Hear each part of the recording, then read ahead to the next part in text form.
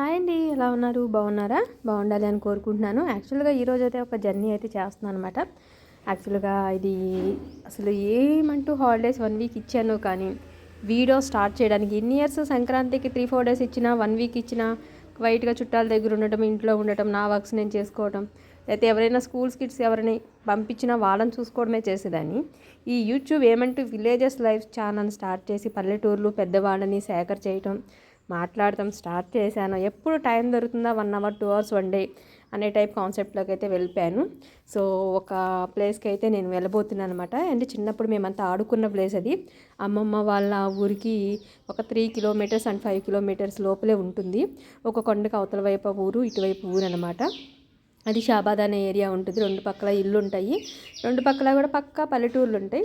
ఇది కొండ ఎక్కేది ఒక వీడియో తీశాను, దిగేది ఒక వీడియో తీస్తున్నాను అనమాట.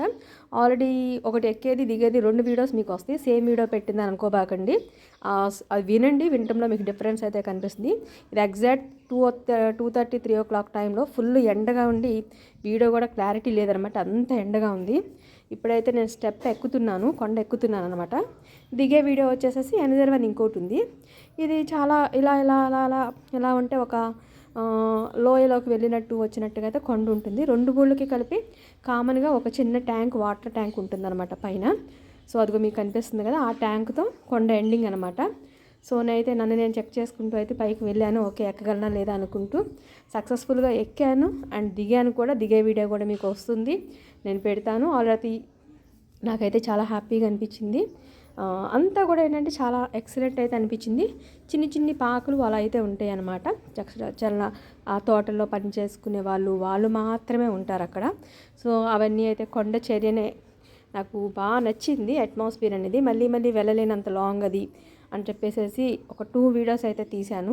దాన్ని 2 వీడియోస్గా పెద్ద లాంగ్ వీడియో తీసి ఎక్కేది ఒకటి, దిగేది ఒకటి, 2 వీడియోస్గా మీకైతే డివైడ్ చేసి చూపిస్తున్నాను అనమాట. చూసారు కదా, కొండ చుట్టుపక్కల మొత్తం కూడా అట్లానే ఉంది. చిన్ని చిన్ని పూరిళ్ళు పాకలు కనిపిస్తున్నాయి, కానీ నాకు కిందకి చూడటానికి కూడా ధైర్యం చాలలేదు, కళ్ళు తిరిగేస్తున్నాయి. ఎక్కేసరికి నా పులుసు కారిపోయింది. Please watch it, subscribe. Thank you.